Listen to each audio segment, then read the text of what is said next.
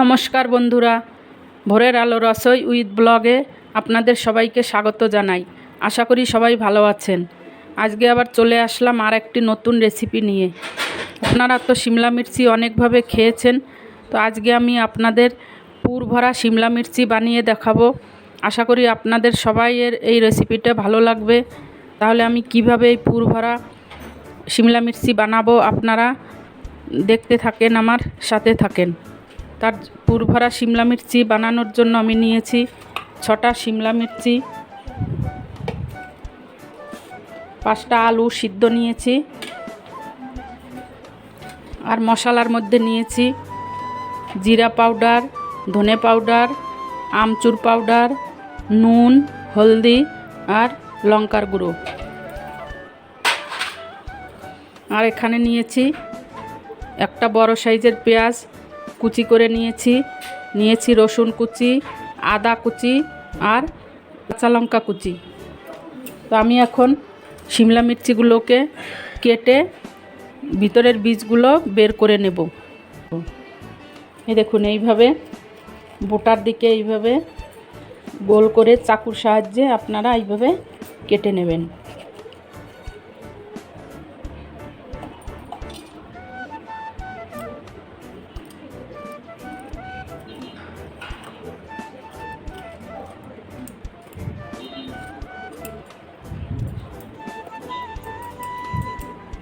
এই দেখুন, ঠিক এইভাবে আপনারা কেটে নেবেন।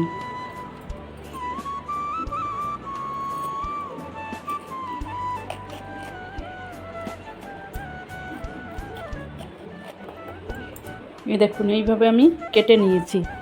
আমি এইভাবে করে সব শিমলা মির্চিগুলো এক এক করে কেটে নেব। দেখুন, আমি শিমলা মির্চিগুলো এইভাবে সবগুলো কেটে নিয়েছি। এর পুরটা আমি এখন বানিয়ে নেব।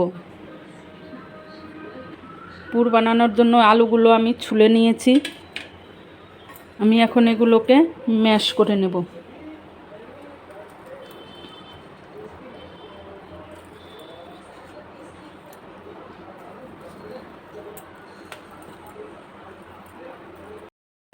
দেখুন, আমি আলুগুলোকে ম্যাশ করে নিয়েছি এইভাবে। আমি এখন এটাকে রান্না করে নেব। কড়াইটা আমার গরম হয়ে গেছে, আমি এখন তেল দিয়ে দেব।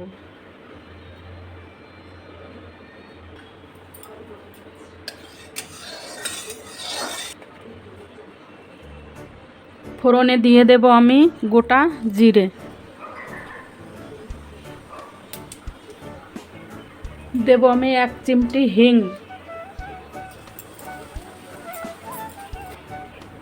এখন আমি এক এক করে এই পেঁয়াজ রসুনগুলো দিয়ে দেব। প্রথমে আমি রসুন কুচিগুলো দিয়ে দিচ্ছি, তারপর কাঁচা লঙ্কা কুচি, তারপর দিয়ে দিলাম আদা কুচি, তারপর দেব পেঁয়াজ কুচি।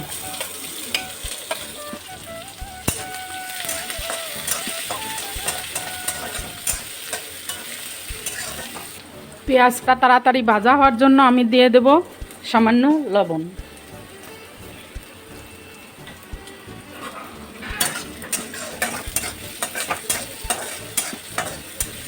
লবণ দিলে পেঁয়াজটা তাড়াতাড়ি ভাজা হয়ে যায়। আপনারাও এইভাবে রান্না করার সময় পেঁয়াজের মধ্যে লবণ দেবেন, দেখবেন তাড়াতাড়ি পেঁয়াজটা ভাজা হয়ে যায়।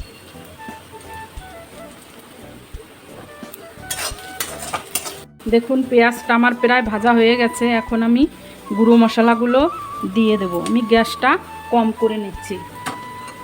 প্রথমে আমি দেব ধনে পাউডার, 1 চামচ ধনে পাউডার। তারপর দেব 1 চামচ জিরে পাউডার। দিয়ে দিচ্ছি 1/2 চামচ লঙ্কার গুঁড়ো। দেব হলুদ গুঁড়ো,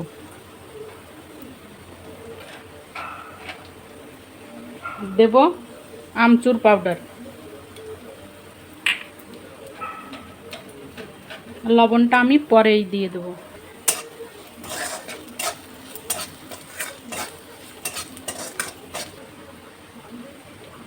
মশলাটা পুড়ে না যায় ওই জন্য আমি দিয়ে দেবো সামান্য জল।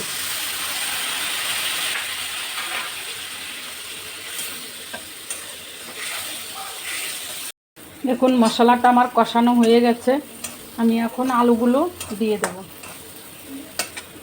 আলুগুলো আমি দিয়ে দিচ্ছি।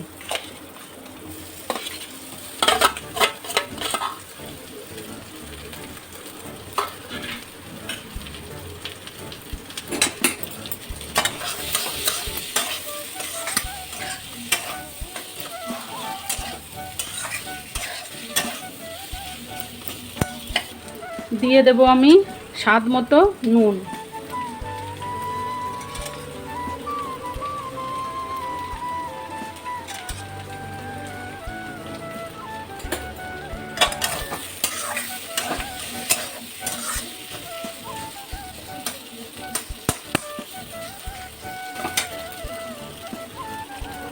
দেখুন পুরটা আমার হয়ে গেছে, আমি এখন এটাকে নামিয়ে নেব। পুরটাকে আমি নামিয়ে নিচ্ছি। যে থালায় আলু ছিল সেই থালায় আমি পুরটাকে নামিয়ে নেব।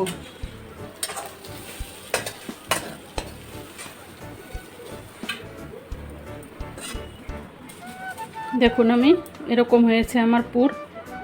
আমি এখন এগুলোকে শিমলা মির্চিতে ভরে নেব। আমি এখন শিমলা মির্চিগুলোকে আলু পুরটা ভরে নেব। আমি একটা চামচের সাহায্যে এইভাবে করে ভরে নিচ্ছি।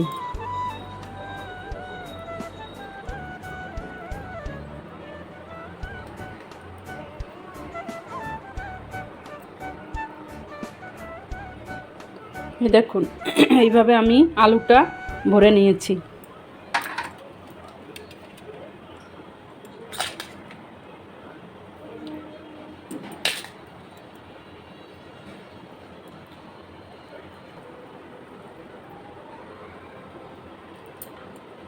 এই দেখুন এখন আমি এইভাবে সব শিমলা মির্চিগুলো এক এক করে ভরে নেব। এই দেখুন আমি সব শিমলা মির্চিগুলো এইভাবে ভরে নিয়েছি। আপনারাও যখন বানাবেন এইভাবেই ভরে নেবেন। আমি এখন এইগুলো ভেজে নেব। দেখুন আমার ফ্রাই প্যানটা গরম হয়ে গেছে, আমি এখন তেল দিয়ে দেব।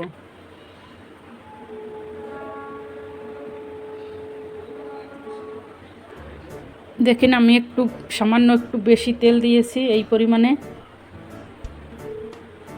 গ্যাসটা আমি স্লো রাখছি, কম রাখছি। কম গ্যাসে আমি ধীরে ধীরে ঢেকে ঢেকে শিমলা মির্চিগুলো ভেজে নেব। তেলটা আমার গরম হয়ে গেছে, এখন আমি শিমলা মির্চিগুলো দিয়ে দেব।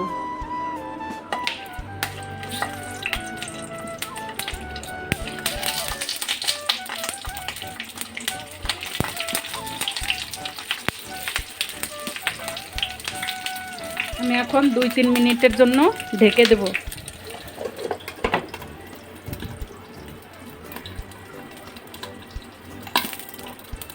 2-3 মিনিট হয়ে গেছে, আমি এখন এটাকে দেখছি, একটু পাল্টিয়ে দেব।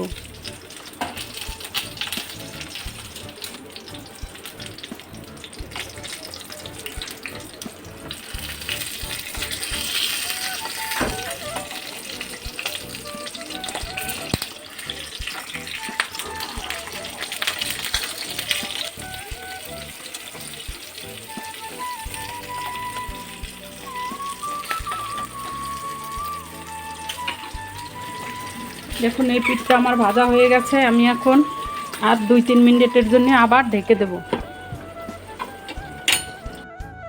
2-3 মিনিট আবারও হয়ে গেছে, এখন দেখি শিমলা মির্চিগুলো গলে গেছে কি না।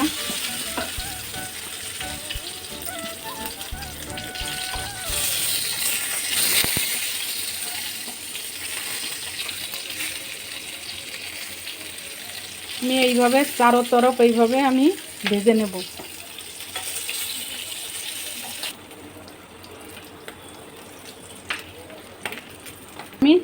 ঢেকে দিচ্ছি 2-3 মিনিটের জন্য। আপনারাও এইভাবে ঢেকে ঢেকে শিমলা মির্চিগুলো রান্না করবেন। এই রেসিপিটা যদি আপনাদের ভালো লাগে, পছন্দ হয়, তাহলে লাইক করবেন, শেয়ার করবেন আর সাবস্ক্রাইব করতে একদমই ভুলবেন না। আমার অনুরোধ রইল, আমাকে আগে বাড়ানোর জন্য অবশ্যই সাবস্ক্রাইব করবেন। এই শিমলা মির্চিটা দিয়ে আপনারা রুটি, পরোটা বা ভাত যে কোনো খাবারই আপনারা খেতে পারেন। আপনারা শিমলা মির্চি তো অনেক খেয়েছেন অনেক রকমভাবে, কিন্তু এইভাবে একবার রান্না করে খেয়ে দেখবেন কেমন লাগে। দেখুন 2-3 মিনিট হয়ে গেছে।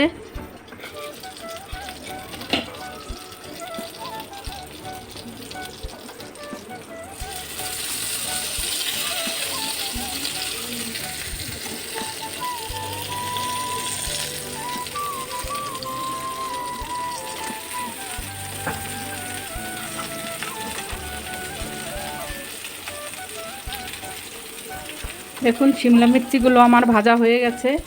আমি এখন নামিয়ে নেব। আমি এখন গ্যাসটা বন্ধ করে দিচ্ছি।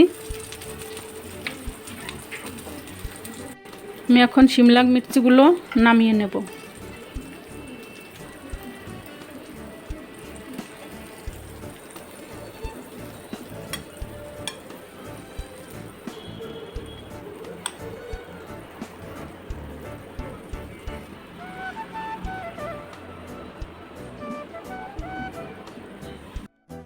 দেখুন আমার শিমলা মির্চিটা কত সুন্দর হয়েছে। আপনারাও এইভাবে রান্না করে খেয়ে দেখবেন, খুবই ভালো লাগে খেতে। আর ভালো লাগলে লাইক করবেন, শেয়ার করবেন, কমেন্ট করে জানাবেন কেমন হলো। আর সাবস্ক্রাইব করতে একদমই ভুলবেন না। আমাকে আগে যাওয়ার জন্য আপনারা সবাই সাপোর্ট করবেন। আজকে আর বেশি সময় নেব না, তারপর আবার চলে আসবো আর একটা নতুন রেসিপি নিয়ে। আপনারা সবাই ভালো থাকবেন, সুস্থ থাকবেন। সবাইকে নমস্কার, ধন্যবাদ।